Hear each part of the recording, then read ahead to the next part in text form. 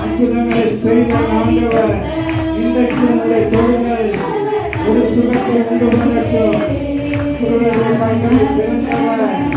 ஊமைகளை பேச வைத்தவர், சவால்களை நடக்க செய்தவர், மீண்டும் அற்புதம், மீண்டும் அற்புதம். கட்டுகள் அறுக்கப்படட்டும். கிரியைகள் இயேசுவின் நாமத்தினாலே வெளியே வா என்று கட்டளை கொடுக்கிறோம்.